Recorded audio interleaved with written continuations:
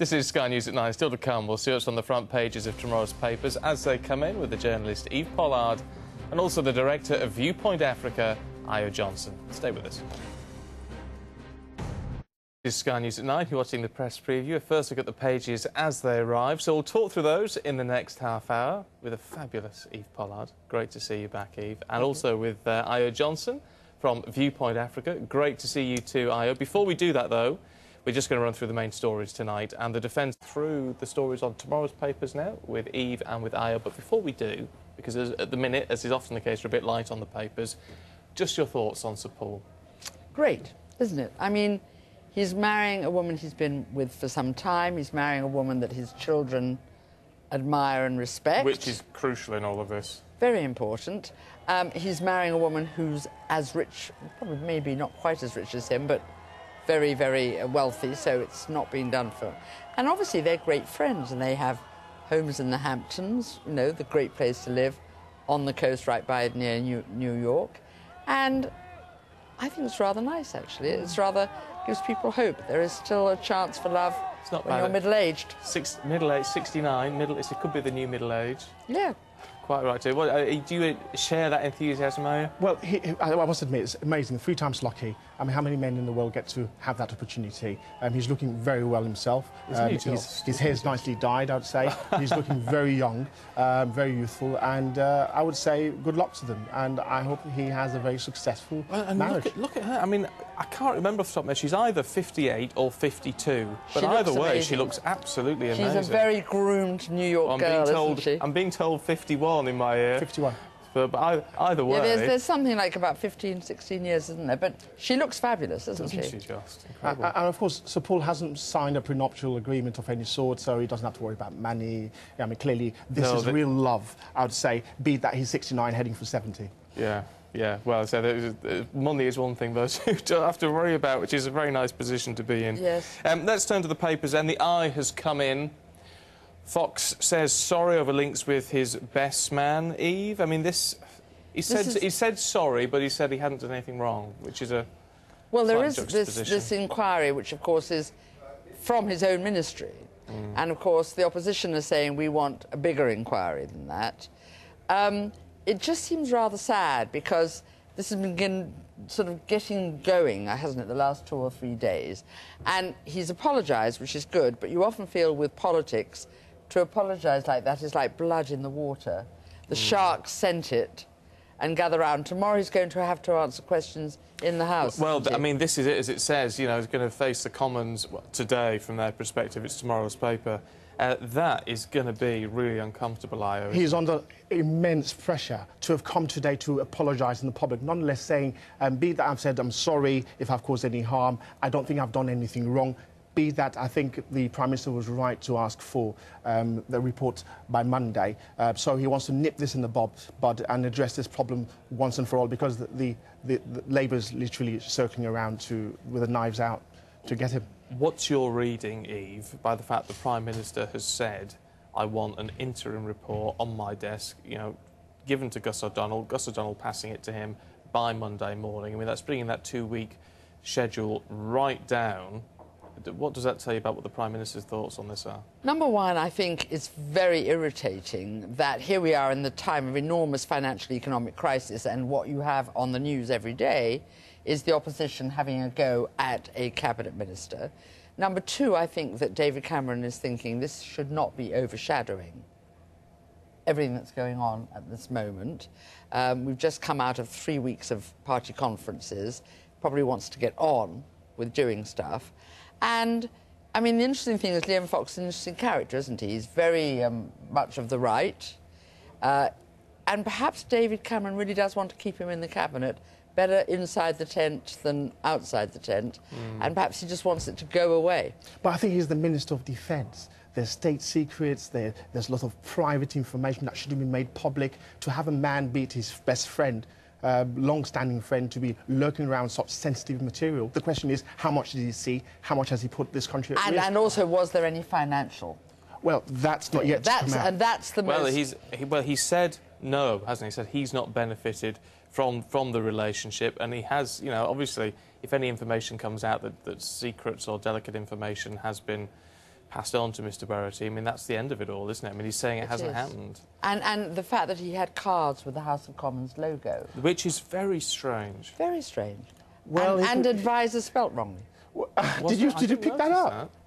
That. Dear me, I didn't even spot that. Somebody said that earlier on the news. Was it done out of one of those machines? I wonder. It's on the front of the Independent as well, of course, the Eye's sister paper, and it's saying a report due today on Defence Secretary's conduct. I mean, I mean, we're going to get a response from Number 10 reasonably quickly on this, aren't we? I mean, in the sense that either he's going to get Liam Fox to go or not, and if he doesn't, it means he must be reasonably satisfied with what's in this report. Well, I think that's right, and I don't know what this report is going to say that will be quick enough to satisfy them, because if you're looking at financial stuff, and the financial stuff is what matters most here, it will take ages to look through what deals have been done and whether, you know, the best man, Adam Verity, has been involved in them and all of that. You can't do that in 24 hours. No, but there's going to be this key element, isn't there, Io, in all of this about whether he saw advice or was given advice by people at the MOD and top civil servants about this relationship.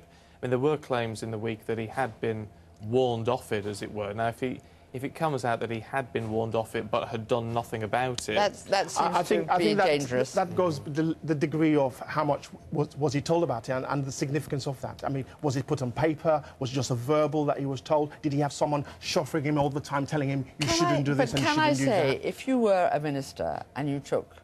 If you're a male minister and you took a woman to all these meetings, you've been picked up lot earlier than this. You know, I mean, the fact is they were out meeting leaders of countries in the Middle East and in Africa and Sri Lanka and places. It's interesting that you're probably right, that somebody at the MOD said, why is this chap always along? But apparently some of these meetings had been set up by him.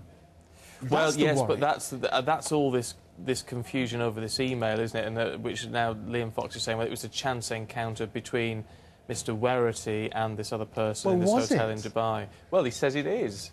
He says it is. Now, it's whether they've got any evidence to the contrary. I think that every day, every second that goes by, he's finding himself in deeper trouble because there are more emails to come out. There are more other people who would say that they'd seen them together. Well, also, I think just the very fact that if you're flying on official planes, you have to have a job. You have to have a proper role to be flying on, you know, in an official group to see the leader of another country. I would have thought you have to be... Yes, you've got to be a Ministry of Defence official. Correct. He wasn't. You've got to be got state clearance. He wasn't. Yeah. So there were a lot of breaches and questions about his mindset and whether he's broken the official code to do with the ministerial obligation. I'm not familiar as to whether or not people can take a spouse on these trips, and whether in that case, if you're not taking your spouse, you can take somebody else.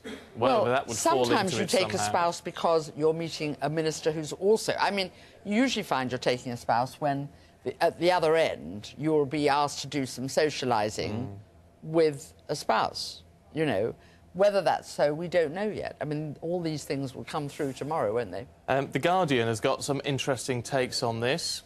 Lobbyists paid to set up meetings with Fox, it claims. Oh, and there's a picture. I hadn't seen him before. Harvey Bolter, the private equity boss, who's released some of the emails between him and Adam Verity. This rather sort of bizarre, glamorous picture. Or sort of semi-glamorous picture. You can see it gets worse. More emails coming out and other people confirming that there was that relationship and the fact that he was going around with this gentleman in places that he shouldn't have. I mean, there is an issue with this, isn't there, that you've got to be careful not to jump to conclusions. In that, as you said, there's blood in the water, the shark circle with this, and particularly, obviously, the Labour Party, Jim Murphy. I mean, they want to claim a scalp. I mean, that's ordinary political life. That is absolutely everyday ordinary political life. And of course, they haven't actually. I mean, interestingly, you know, the Tories lately have had a fairly charmed life. I mean, Lib Dems, who nobody had put under the spotlight, were having a much tougher time. But, you know, the Tory party has always been under the spotlight, so they haven't actually grabbed one of their scalps for a while.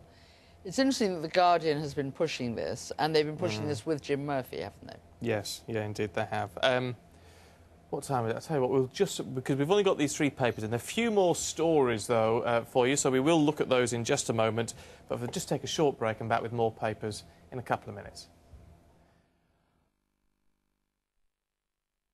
So we're looking at tomorrow morning's newspapers with Eve Pollard and with Io Johnson. And, Io, back to the Independent, if we can.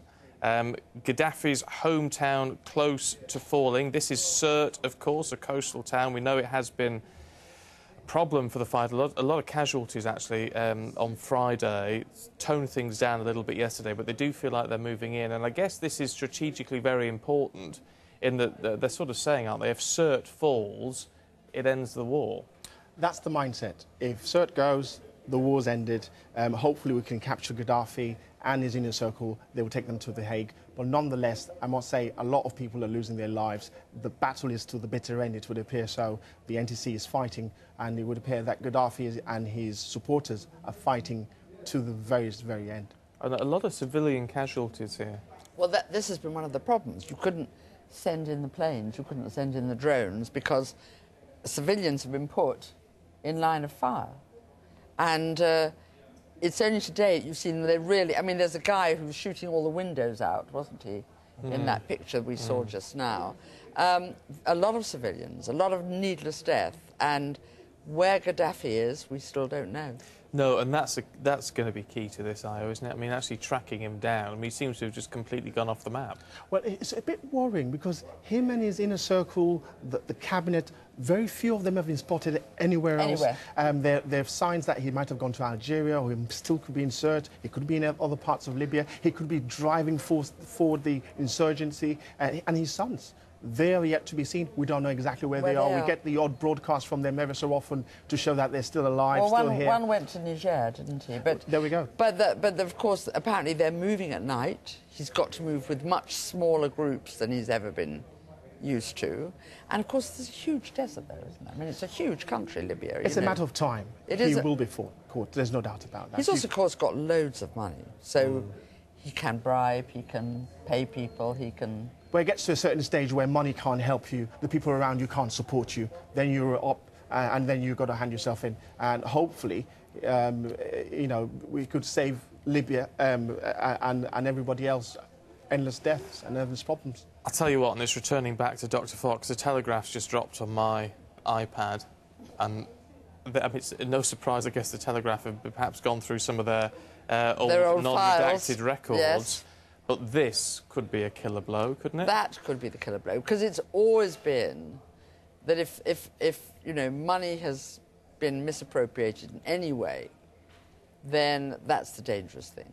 He's saying here he put a close friend with defence-related business interests on the public payroll, paid with taxpayers' money as a parliamentary researcher. Error of judgment, poor thinking, not sure what he was thinking at the time, why he would have done it.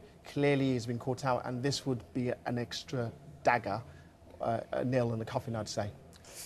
Well, also, you don't want a Minister of Defence who's got muddled thinking, do you? Yes, I'm afraid Liam Fox is in trouble, and if he's at home now, he'll be having nightmares. I feel sorry for him, really. Well, he has been very strong in his position and certainly fighting the corner for the MOD with all the cuts and what have you. He has. But a man of those sort of principles is now about to be eaten by many, many cuts. Mind you, talk about when you're in a hole, stop digging. What do you mean of this? Oh, yes. I mean, he's tried to blame, say, Philip Hammond has got points on his licence when apparently they're long expired, according to the Transport Secretary. You would have thought Chris Huhne would stay away from talking about penalty points for speeding at all costs. Chris Huhne doesn't know when to shut up. I mean, he's upset his wife by talking about their relationship publicly. He's in trouble, possibly, about these penalty points. And in the meantime, he's talking to journalists about Theresa May. Again, are these the sort of people we want to lead us. I mean, they're certainly the sort of people journalists want to talk to. And there was all this business with the tweet, wasn't there? Did you see that? Yes, about I saw that, yes. The tweet saying, if a story, but I don't want my fingerprints on it, which he then deleted. But then it had gone viral anyway. But I think the Prime Minister's got some tough decisions to make in the next couple of days, and he would want to nip this in the bud and to be shown that he's in charge of his cabinet and he can control clearly some of his MPs and members of Parliament who are not behaving properly at the moment. Might be jumping the gun, perhaps, Eve. What about, we've just seen a Labour reshuffle. Yeah. I mean, could that set the pace for saying, right, they've had a shake-up, we're going to do the same thing? Well, of course, I don't think that David Cameron wants to do a shake-up because there's so much else to worry about. I mean, the very, very strong indeed. feeling we had at all the conferences was the big action is happening in Europe and even in America on the economy and not happening here. But, of course, if you've got a problem with 2 people in the cabinet, then maybe that's the time to do a reshuffle. A mini reshuffle. He's certainly not going to move the Chancellor or the Chief Secretary to the Treasury, I would have thought. But or Hague, I wouldn't think, or anybody else. No, indeed. Oh, well, it's interesting. I mean, that is pure speculation, of course, but it would be an interesting move. It might silence some of the critics. Got to have a quick look at this just because it's a great picture. And, of course, a dress designed by her new daughter-in-law, Stella McCartney. I mean, to me, of all the lines coming out of this, that's the most important line because we know Stella and Heather Mills never made hit it off. No. Designing the dress for your future stepmother has got to be a good, Very good sign. And all the children, I mean, Paul's daughter, and then look, he's got a Stars and Stripes handkerchief. Can you see? Well, what's keen is look at in his top pocket. Looks like a Stars and Stripes, red, white and blue. It does, doesn't it, rather? Rather nice. But Sir Paul doesn't look a day older than 50. Maybe we should all be vegans. Well, I'm vegetarian. Are you? Well, yes. you do look very young. How young are you? I have the odd Linda McCartney pie, Yes. I'll have you know. Weird weather taking the pomp out of pumpkins. Yes. Swift off the back of our report earlier on that Snoop Dogg was interested in this farmer who's grown a giant sweet. But anyway, apparently Halloween pumpkins are going to be Isn't it interesting about the whole Halloween thing? It used to be a really tiny event and it's now become another great opportunity to spend money. Well, in saying about the weird weather, I saw the thing about Snoop Dogg and the pumpkin. Oh, huge Swede. And of course using that for his own, whatever he's growing in the States out there. But if the weather's affecting these products like these fruits and vegetables, I mean, what do we say about it? It's not normal, is it? Well, so tying into that, I've just spotted this as well. The Express saying we're facing a mini ice age. Well, that was in the papers today. That this is it La Nina? Oh yes. Apparently came 2 years ago. Well, apparently it's going to come now, and we might have lots of snow apparently this winter. I'm starting to not believe anything we're told in the weather forecasts because they're so wrong so often.